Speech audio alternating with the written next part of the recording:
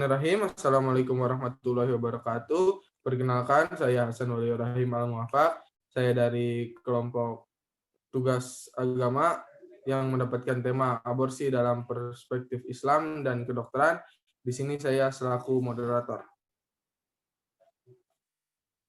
Next.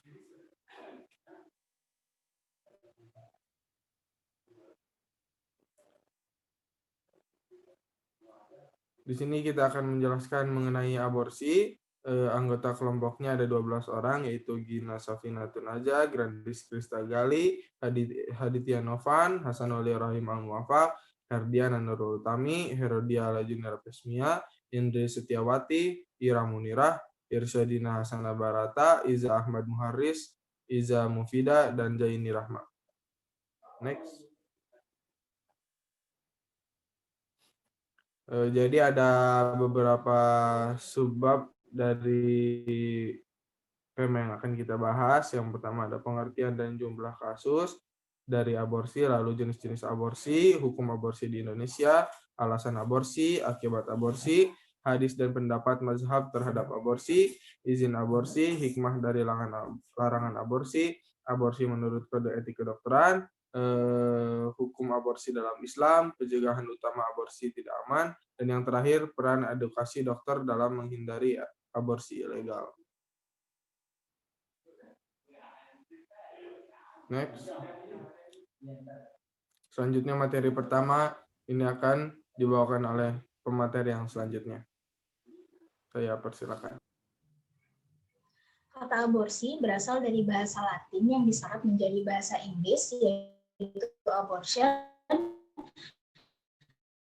yang berarti pengguguran kandungan. Berasal dari bahasa Arab, yaitu al-ijhad, yang berarti perempuan yang melahirkan dengan paksa dan keadaan penciptaannya belum sempurna. Secara bahasa juga berarti lahirnya janin dengan sendirinya atau dipaksa untuk lahir sebelum waktunya. Lalu aborsi menurut ahli fikih diungkapkan dengan istilah isqat, yaitu menjatuhkan, thor yang berarti menggenggam, ilqa yang berarti melempar, dan imlas yang berarti melahirkan dalam keadaan mati. Sementara itu dalam dunia kedokteran, aborsi ialah berhentinya atau mati dan dikeluarkannya kehamilan sebelum 20 minggu yang dihitung dari hari lahir, janin kurang dari 500 gram atau panjang janin kurang dari 25 cm. Menurut data Komisi Perlindungan Anak Indonesia atau KPAI tahun 2020, kasus aborsi ini di setiap tahunnya mencapai angka 2 juta kasus yang 30% diantaranya dilakukan oleh para remaja. Selanjutnya saya kembalikan kepada moderator.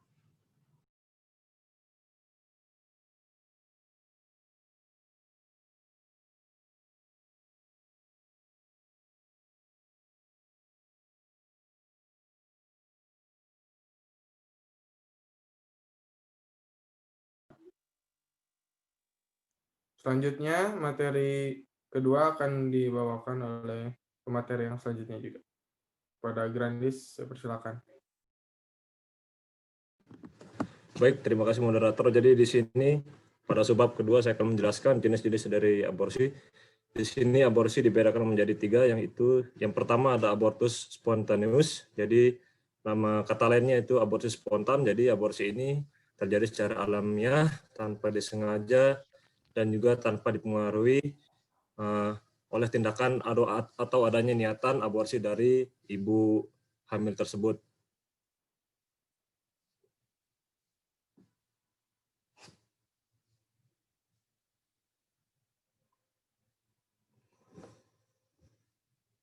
Biasanya terjadi karena kecelakaan dan lain-lain. Kemudian yang kedua ada abortus terapeutikus atau aborsi medis. Jadi aborsi medis ini dilakukan melalui pertimbangan medis yang secara benar maupun secara sungguh-sungguh. Tujuan utama dari aborsi medis ini yaitu menyelamatkan nyawa dari ibu hamil tersebut. Jika terjadi gangguan selama kehamilan yang dapat membahayakan nyawa dari ibu tersebut dan dapat berakibat fatal pada kesehatan ibu, maka aborsi medis ini dapat dipertimbangkan untuk dilakukan ke depannya nanti. Kemudian yang ketiga ada abortus provocatus atau aborsi buatan atau aborsi yang dilakukan secara sengaja. Jadi sesuai dengan namanya, aborsi ini dilakukan dengan sengaja dan secara sadar oleh ibu hamil tersebut dengan bantuan dari pelaksana aborsi seperti dokter, bidan, dan juga dukun beranak. Aborsi ini dilakukan tanpa adanya indikasi medis pada kehamilan dari ibu hamil tersebut. Berbeda tentunya dari aborsi medis tadi yang kedua. Kemudian biasanya aborsi ini terjadi karena pergaulan bebas, sehingga terjadinya kehamilan di luar nikah.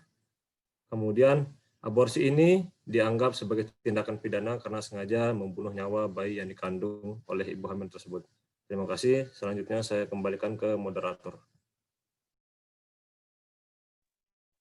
Ya, baik. Selanjutnya dilanjutkan oleh pemateri yang ketiga. Saya persilakan. Terima kasih moderator. Selanjutnya saya akan menjelaskan yaitu hukum aborsi di Indonesia. Pada dasarnya, setiap orang dilarang melakukan aborsi berdasarkan pasal 75 ayat 1 Undang-Undang Nomor 36 Tahun 2009 tentang Kesehatan.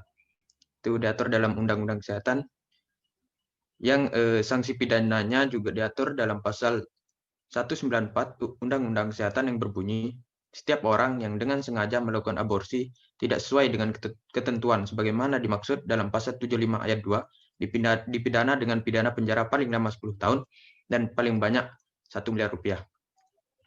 Selain itu, sanksi pidana aborsi juga diatur dalam KUHP pasal 299, 346, 347, 348, dan 349 dengan variasi hukuman yang berbeda-beda. Aborsi ini sendiri dapat dibenarkan jika dalam hal ini sudah terdeteksi kedaruratan medis sejak dini dan harus melalui tahap konseling. Misalnya yaitu indikasi kedaruratan medis yang dideteksi sejak usia dini kehamilan, baik yang mengancam nyawa ibu atau janin. Kemudian yang menderita penyakit genetik berat atau cacat bawaan, maupun yang tidak dapat diperbaiki sehingga menyulitkan bayi tersebut hidup di luar kandungan. Dan yang terakhir yaitu kehamilan akibat perkosaan yang dapat menyebabkan trauma psikologis bagi korban perkosaan. Dan ini harus didampingi oleh penasehat atau pihak konseling yang dilakukan oleh konselor yang kompeten dan berwenang. Itu saja dari saya kembalikan ke moderator.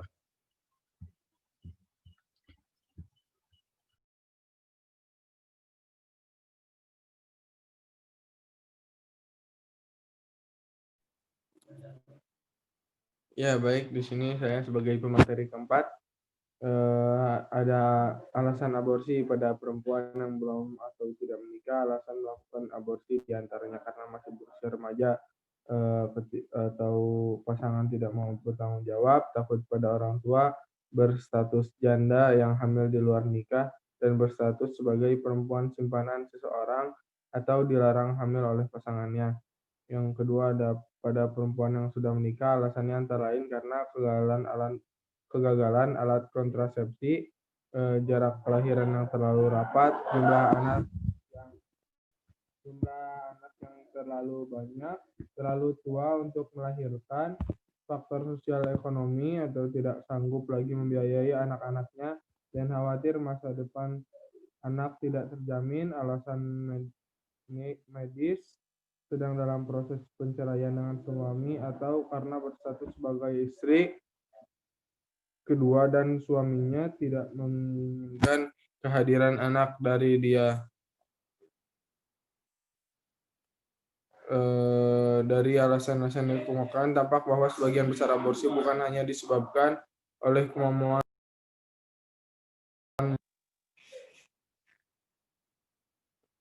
perempuan.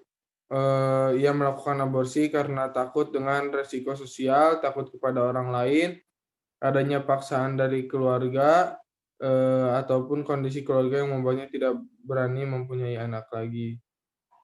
Ya, sekarang kita lanjutkan ke subbab yang kelima. Saya pada pemateri yang kelima saya persilakan. Jadi bagian kelima yaitu akibat aborsi. Pertama, dampak sosial, yaitu kehilangan rasa percaya diri, Terus selanjutnya melakukan percobaan bunuh diri. Hal ini bisa saja terjadi ketika wanita yang melakukan aborsi tersebut menerima perlakuan dari lingkungan sosialnya yang membuat depresi tingkat tinggi sehingga memutuskan untuk melakukan hal tersebut. Selanjutnya tekanan masyarakat.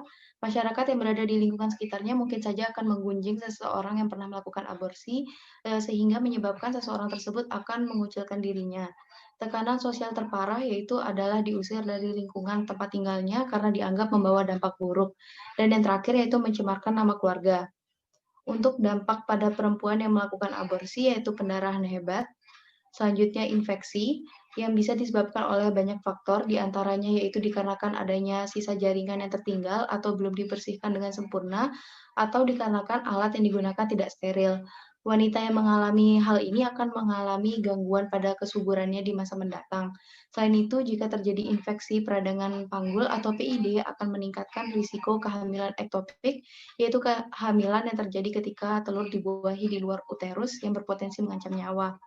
Selanjutnya sepsis, yaitu infeksi penyebaran bakteri yang meluas ke bagian-bagian tubuh lainnya melalui aliran darah akibat peradangan yang disebabkan oleh infeksi atau potongan jaringan sisa kehamilan yang masih terperangkap dalam tubuh setelah aborsi.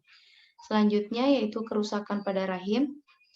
Kerusakan pada rahim ini misalnya luka robekan pada rahim atau laserasi, kerusakan leher rahim, dan perlubangan atau perforasi rahim. Selanjutnya itu endometritis, di mana kondisi peradangan pada lapisan rahim yang biasanya dikarenakan infeksi. Selanjutnya kanker. Wanita yang pernah menjalankan aborsi akan menghadapi risiko 2 kali lebih tinggi terkena kanker serviks jika dibandingkan dengan wanita yang sebelumnya tidak pernah aborsi. Peningkatan risiko terkena kanker pasca aborsi ini disebabkan oleh gangguan hormonal yang tidak wajar selama kehamilan, terus kerusakan leher rahim, dan peningkatan stres yang berdampak pada sistem kekebalan tubuh. Selanjutnya itu gangguan psikologi. Wanita tersebut akan mengalami trauma secara psikologis, ia akan merasa bersalah, cemas, malu, stres, hingga dapat berujung pada depresi. Dan yang terakhir yaitu kematian. Umumnya penyebab kematian yang berkaitan dengan wanita yang melakukan aborsi adalah pendarahan hebat, infeksi yang sudah parah, kehamilan ektopik yang tidak terdiagnosis, kegagalan pada anestesi, dan emboli paru, yaitu penyumbatan arteri di paru-paru oleh gumpalan darah disebabkan oleh pembekuan darah. Selanjutnya untuk dampak aborsi dalam Islam, yaitu pertama membuat Allah murka. Melakukan aborsi sama halnya dengan membunuh, sesuai dengan Quran Surah Al-Isra ayat 31 yang artinya, dan janganlah kamu membunuh anak-anak kamu karena takut miskin, kami akan memberikan rizki kepada mereka dan kepadamu. Selanjutnya itu dosa besar sesuai terdapat pada Quran Surah Al-Ma'idah ayat 32, artinya dapat dilihat di PPT. Selanjutnya yaitu mendatangkan musibah. Menggugurkan kandungan atau aborsi akan mendatangkan musibah lain yang merupakan dampak dari perbuatan buruk. Menghadapi musibah dalam Islam hanyalah dengan jalan tobat sebagaimana firman Allah yaitu dalam Quran Surah Asy-Syura ayat ke-30. Sekian, saya kembalikan kepada moderator.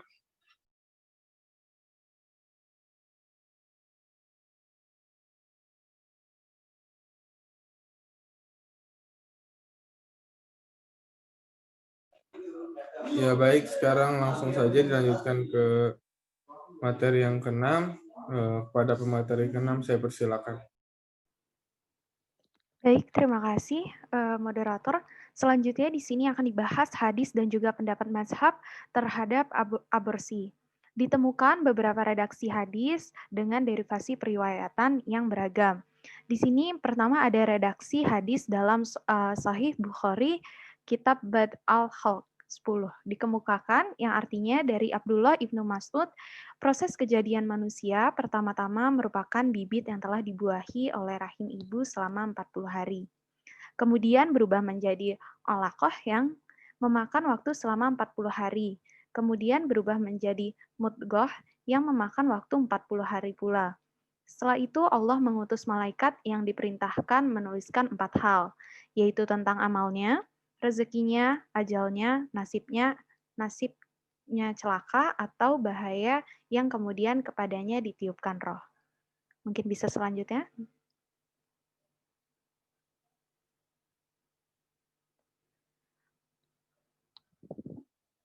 Lalu di sini selanjutnya terdapat redaksi hadis dalam Sahih Muslim, Kitab Al-Hudud 11. Dikemukakan artinya dari Ubadah bin Syahmit berkata, kami bersama dengan Rasulullah SAW di sebuah majelis, lalu ia bersabda, aku dibaiat untuk tidak mempersekutukan Allah dengan sesuatu. Janganlah engkau berzina, mencuri, dan janganlah kamu membunuh jiwa yang Allah haramkan kecuali dengan hak. Setelah itu di sini ada pendapat dari 4 mazhab. Yang pertama itu ada dari para ulama mazhab Syafi'i mengatakan bahwa mereka sepakat tentang haramnya aborsi setelah 4 bulan masa kandungan. Lalu ada juga mazhab Hanbali menilai bahwa aborsi ini mubah atau dibolehkan selama kandungan belum berlaku atau berumur 40 hari dan dilakukan dengan obat-obat yang dibenarkan. Lalu di lain sisi ada mazhab Hanafi yang mengatakan bahwa aborsi hanya dibolehkan sebelum 4 bulan usia kandungan dan itu juga harus dengan beberapa alasan yang jelas. Lalu yang terakhir ada mazhab Maliki yang menganggap bahwa aborsi ini sangat-sangat jelas dilarang. Mungkin itu saja akan saya kembalikan kepada moderator. Terima kasih.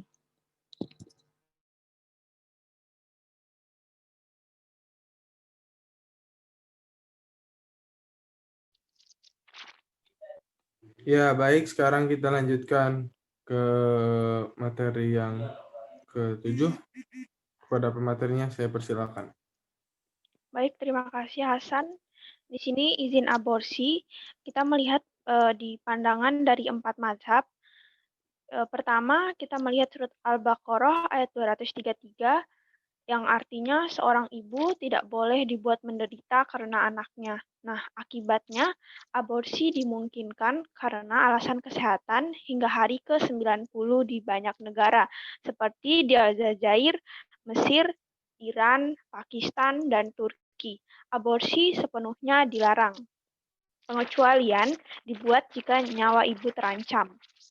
Nah, pertama dari mazhab Hanafi, sekolah Hanafi yang lazim di Turki, Timur Tengah, dan Asia Tengah memungkinkan aborsi dilakukan, terutama sampai hari ke-120. Beberapa ahli hukum membatasi ketentuan ini untuk tujuan baik, misal jika ibu masih menyusui bayi dan takut ASINya akan habis selama kehamilan baru, bahkan tanpa izin suaminya. 2. Mazhab Syafi'i. Dominan di Asia Tenggara, Arab Selatan, sebagian Afrika Timur, memungkinkan aborsi dilakukan hingga hari ke-120. 3. Mazhab Maliki, sekolah Maliki yang lazim di Afrika Utara dan masyarakat berkulit hitam, aborsi diperbolehkan dengan persetujuan kedua orang tua sampai hari ke-40. Itu tidak lagi diperbolehkan setelah itu. Selanjutnya,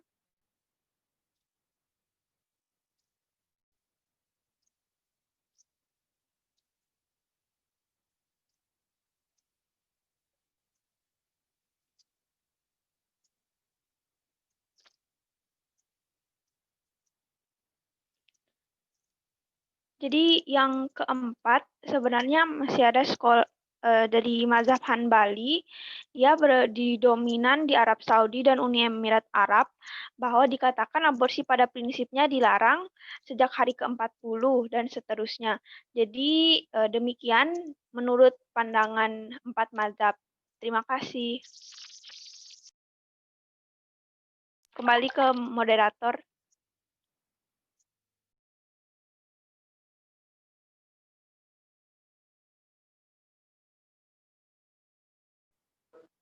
Ya, baik. Kita lanjutkan ke materi yang ke-8, yaitu hikmah dari larangan aborsi. Kepada pematerinya saya persilakan. Baik, terima kasih. Selanjutnya ada hikmah dari larangan aborsi. Yang pertama, secara psikologi, dapat menghindari timbulnya rasa penyesalan yang berkepanjangan pada diri seorang ibu sesuai dengan fitrahnya. Kedua, mengurangi akibat timbulnya penyakit lain seperti kanker payudara, kanker leher rahim, tidak dapat hamil kembali, dan kelahiran prematur di kehamilan berikutnya. Selanjutnya, mencegah terjadinya kerusakan alat reproduksi wanita seperti rahim sobek, terjadi kebocoran uterus, pendarahan rahim yang tidak berhenti-henti. Selanjutnya ada mencegah terjadinya pembunuhan janin. Pengguguran janin yang tidak sesuai syariat merupakan bentuk pembangkangan terhadap kehendak Allah dalam proses penciptaan makhluk. Lalu selanjutnya ada melestarikan keturunan. Jika pembunuhan terhadap janin dapat dikendalikan, berarti menghindari kepunahan umat manusia. Selanjutnya adalah menghindari manusia dari melakukan dosa besar. Dan yang terakhir adalah menjaga hak asasi manusia. Terlepas dari ia masih segumpal darah atau embrio atau janin, semua orang mengetahui bahwa yang berupa segumpal darah atau embrio atau janin itu nantinya akan menjadi manusia dan memiliki hak asasi. Baik, selanjutnya saya kembalikan ke moderator.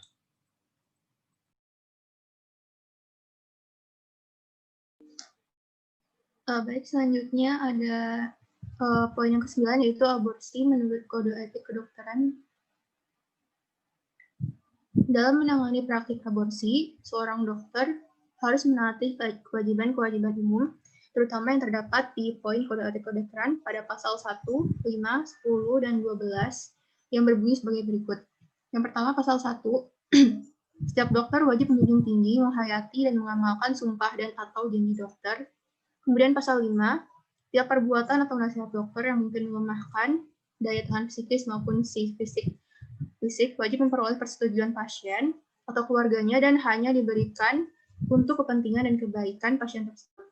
Kemudian pasal ke-10, yaitu seorang dokter wajib menghormati hak-hak pasien, teman sejawatnya, dan tenaga kesehatan lainnya, serta wajib menjaga kepercayaan pasien. Kemudian pasal ke-12, yaitu dalam melakukan pekerjaannya, seorang dokter wajib memperhatikan keseluruhan aspek pelayanan kesehatan, baik dalam faktor promotif, preventif, kuratif, dan rehabilitatif, baik fisik maupun psikososial, kultural, pasiennya, serta berusaha menjadi pendidik dan pengabdi sejati.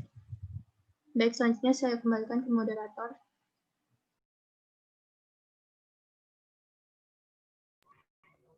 Baik, mungkin selanjutnya di sini ada hukum aborsi dalam Islam. Secara garis besar, hukum aborsi dalam Islam yaitu haram. Di sini Allah berfirman, dan janganlah kamu membunuh jiwa yang diharamkan Allah, melainkan dengan satu alasan yang benar. Berdasarkan ayat tersebut, Islam memberikan landasan hukum yang jelas bahwa kehidupan manusia itu suci sehingga harus dipelihara dan tidak boleh dihancurkan, kecuali dilakukan karena suatu sebab atau alasan yang benar. Seperti dalam eksekusi hukum mati, dalam perang, atau dalam pembelaan diri yang dibenarkan oleh syariat. Mungkin sekian, selanjutnya saya serahkan kepada moderator. Terima kasih. Ya, baik.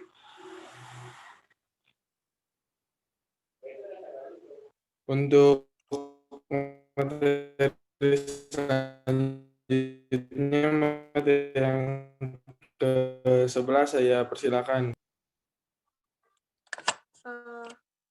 Baik, selanjutnya yaitu pencegahan utama aborsi, di mana ada beberapa cara untuk mencegah aborsi itu sendiri. Yang pertama yaitu memberikan edukasi seks di kalangan remaja, karena pada umumnya para remaja saat ini tuh hanya mempelajari reproduksi dari sudut pandang kenikmatannya saja, tanpa memahami bagaimana dampak negatif di kemudian hari terkait dengan seks di kalangan remaja itu sendiri.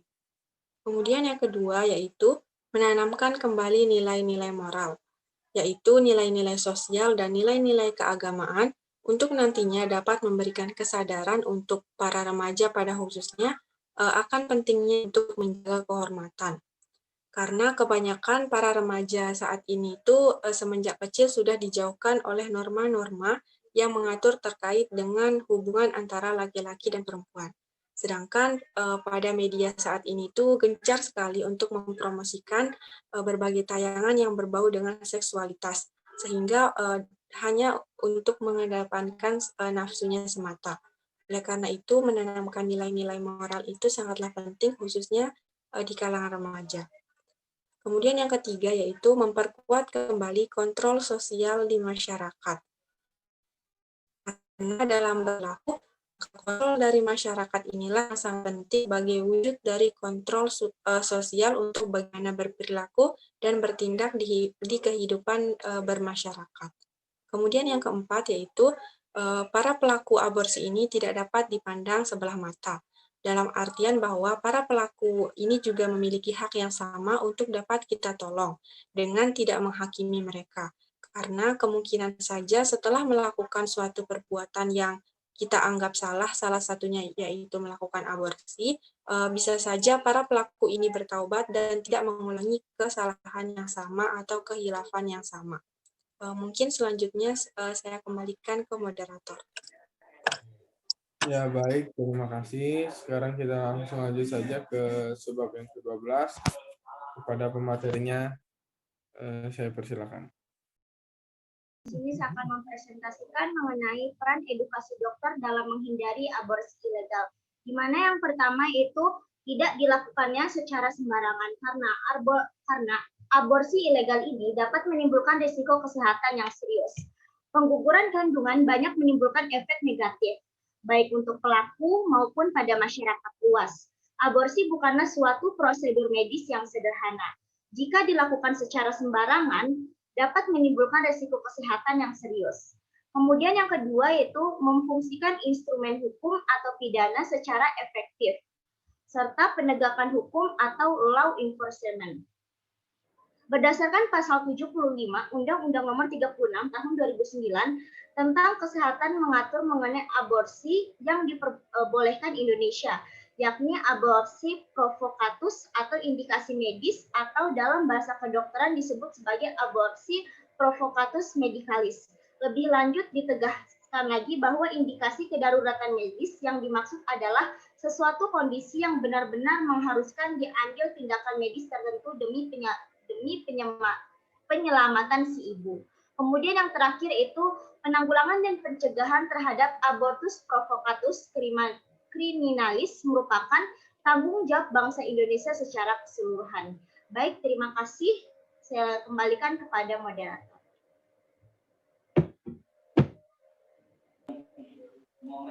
Ya, baik. Terima kasih kepada semua yang telah menjelaskan. Ini adalah submateri kita yang terakhir. Sekian dari kami. Mohon maaf bila ada kesalahan. Wassalamualaikum warahmatullahi wabarakatuh.